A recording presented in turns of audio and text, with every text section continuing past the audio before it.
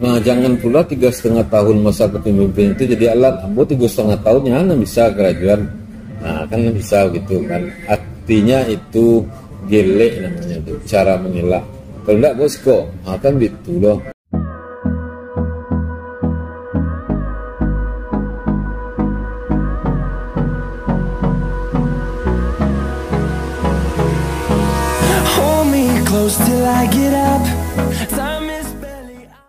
Bahwa tiap zaman ada orangnya, tiap orang ada zaman.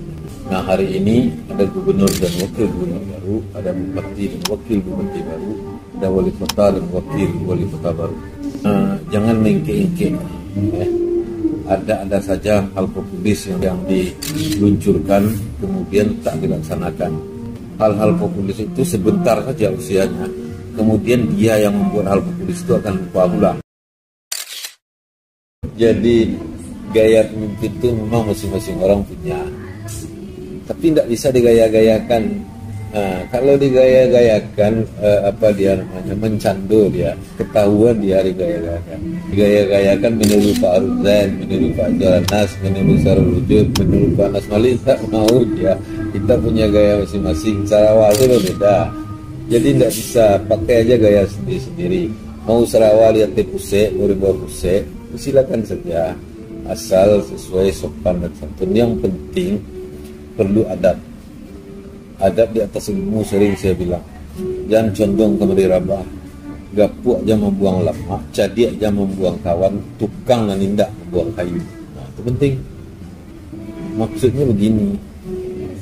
Kalau di birokrasi, pejabat-pejabat yang dianggap tidak memihak itu tidak usah dibuang. Itu di birokrasi itu. Tapi kalau di masyarakat misalnya tidak suka dengan ketua organisasi ini jangan tidak dibawa juga, karena dia elemen dari masyarakat, bagian dari masyarakat, dia punya akar dan punya kaki ke bawah. Jadi sama-sama dirangkul, sama-sama mendayung kita. Yang punya Sumatera Barat bersama-sama, yang punya kabupaten bersama-sama. Bapak Ibu kan dipilih untuk 5 tahun, kini 3 tahun loh yang akan dipotong. Jadi 3 tahun atau 3,5 tahun alu mengeliak lelah sampai alu kuku ayam lelah sudah.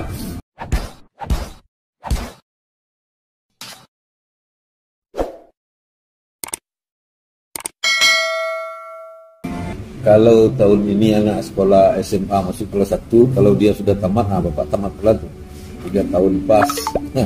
Jadi yang kedua yang mesti dilakukan adalah fokus kepada apa yang sudah direncanakan.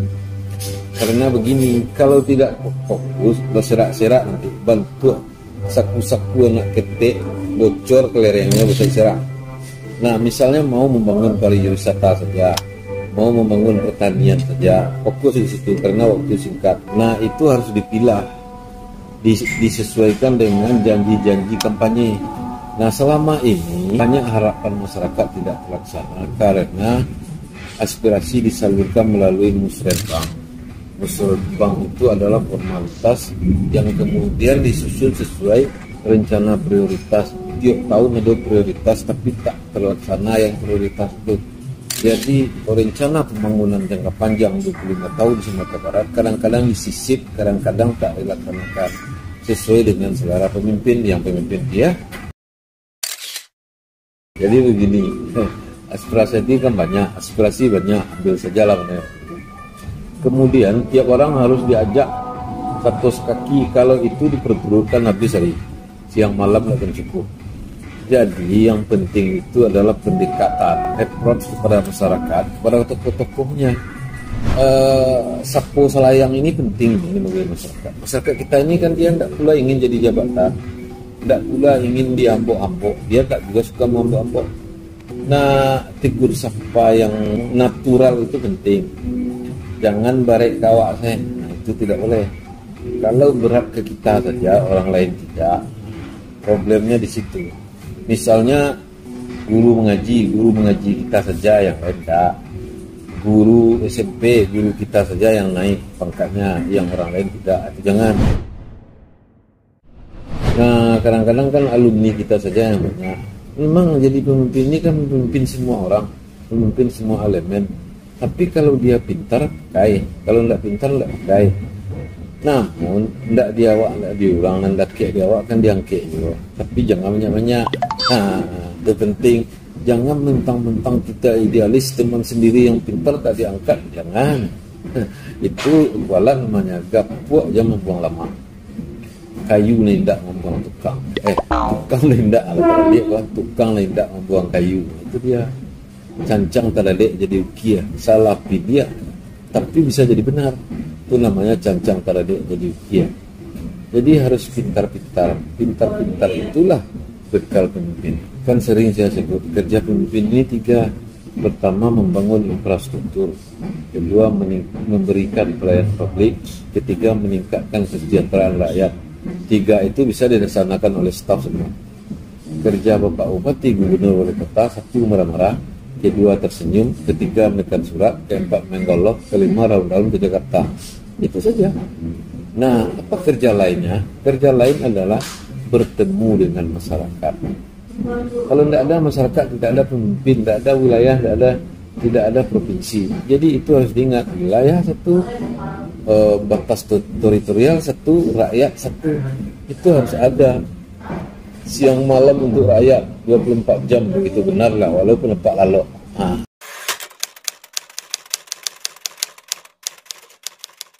Nah, yang rawan terjadi hari ini ke depan adalah karena bapak-bapak itu adalah orang partai, ada PKS, ada Golkar, ada Demokrat, ada apa lagi ya. Nah, problem yang akan muncul atau ditunggu-tunggu masyarakat adalah kedekatan pada partai. Partainya saya, Pak Bupati, partai-partainya saya, Pak Wali Kota itulah, Gubernur itulah. Nah, ungkapan-ungkapan semacam itu mestilah jangan dilakukan sehingga tidak muncul persepsi seperti itu. Tapi jangan pula menjauh dari partai yang mengusung kita. Jadi wajar-wajar saja melabi yang cacat mengurangi sio-sio.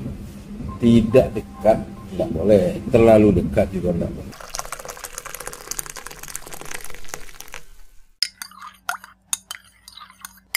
Nah, karena waktu hanya 3,5 tahun seumur jagung jadi pemimpin, maka yang mesti dilakukan adalah melanjutkan hal-hal baru, hal-hal baik yang terbengkalai. Itu penting, jangan diulang pula dari nol berawal nanti. Yang kedua, melaksanakan visi yang tajam tentang rencana kerja 3,5 tahun itu. Misalnya pembangunan ekonomi atau mengawal masyarakat dari ancaman bencana atau memajukan dunia pendidikan. Kalau semua dikaca, dia tidak akan fokus.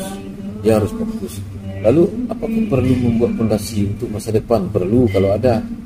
Saya lebih prefer kepada melaksanakan janji-janji kampanye, tapi pilih 1 atau 2 yang lebih bagus. Karena ada yang tidak masuk akal juga kadang-kadang. Janji ini kan menyangkut dengan dana APBD. Dia akan bersentuhan dengan DPRD. Di DPRD itu bisa lalu, bisa tidak. Nah, jangan sampai visi yang dibangun tidak sesuai dengan keinginan DPRD juga.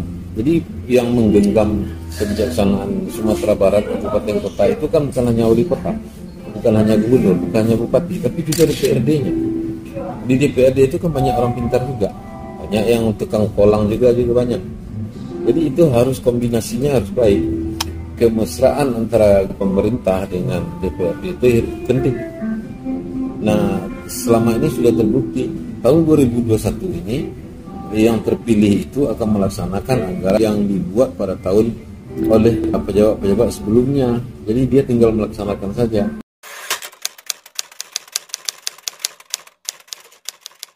Ada harapan sekali lagi lah 1 periode saja sudahlah. Tapi kata yang lain 1 periodenya itu 7 tahun. Terserahlah. Tapi kalau 1 periode itu bagus. Kalau 2 periode dia itu sudah layu. Maksudnya tidak pengenanya dengan hal-hal untuk kebaikan orang banyak. Dia lebih mengurus sengaja atau tidak. Vitalitasnya mulai melemah karena sudah 2 periode. Ada saja masalah. Kalau 1 periode itu menjujui dia.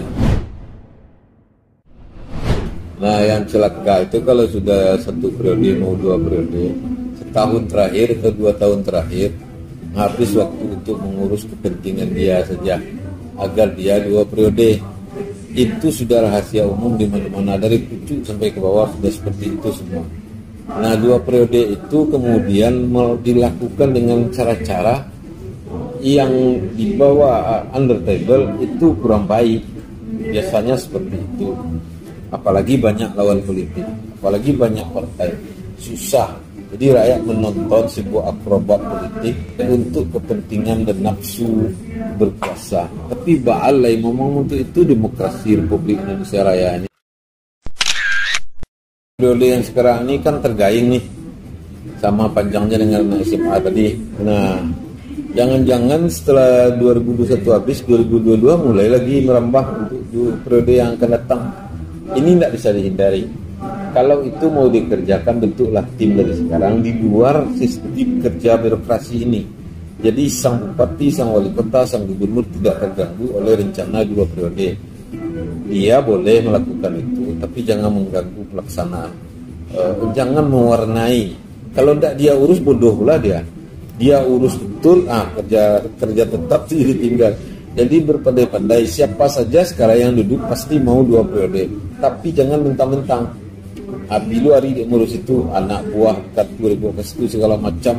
Ya jangan seperti itu. Coba tunjukkan hari ini kepada rakyat Sumatera Barat, dari gubernur sampai wali kota dan bupati itu, untuk bekerja serius.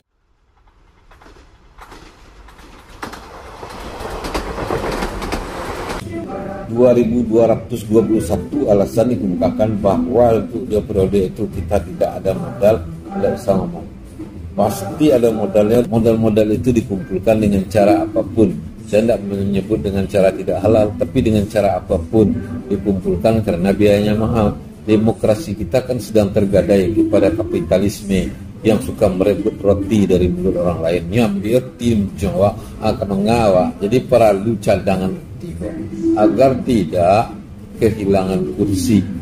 Kursi ini murah, toko perabot murah. Kursi yang kalian duduk itu mahal.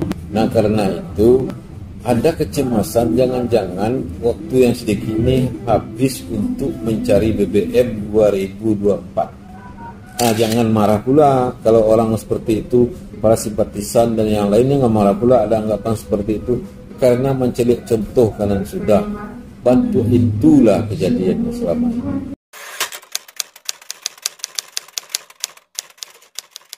Jangan pula 3,5 tahun masa kepemimpinan itu jadi alat. 3,5 tahunnya kan bisa kerajuan.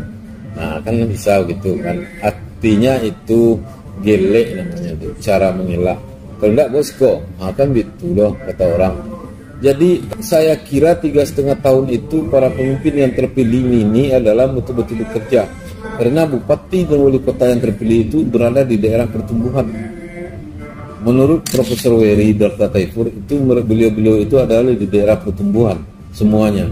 Jadi bisa diukur, bisa dilihat nanti bagaimana kinerjanya dari aspek ekonomi. Nah, gubernur sebagai komandan batalionnya juga bisa kita ukur bagaimana pola pelaksanaan pekerjaannya. Bisa diganggu oleh partai-partai lain atau oleh orang-orang yang mengkritik, jangan hiraukan. Maksud saya jangan hiraukan, jangan tersinggung loh begitu. Jangan tersinggung dikritik. Nah, jangan pula menyurati pemimpin redaksi minta diganti wartawan di daerahnya, jangan tuh, jangan. Ada dulu bupati kepada itu mohon wartawan Anda di sini diganti. Memangnya yang punya koran Bapak, punya media Bapak, tidak usah ganti-ganti, kerja aja dengan baik. Wartawan akan mengawal dengan baik pula. Kalau macam-macam wartawan macam-macam pula dia.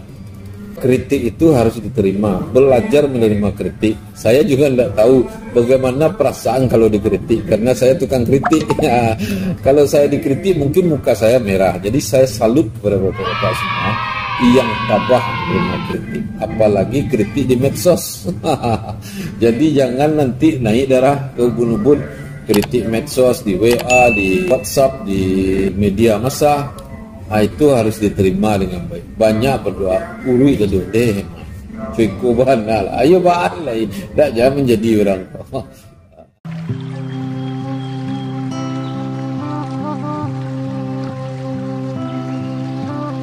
Subscribe jika masih ingin mendengarkan saya berkata-kata. Jika tidak, apa boleh buat? Tidak apa-apa. Yang penting hati dan riang adalah obat.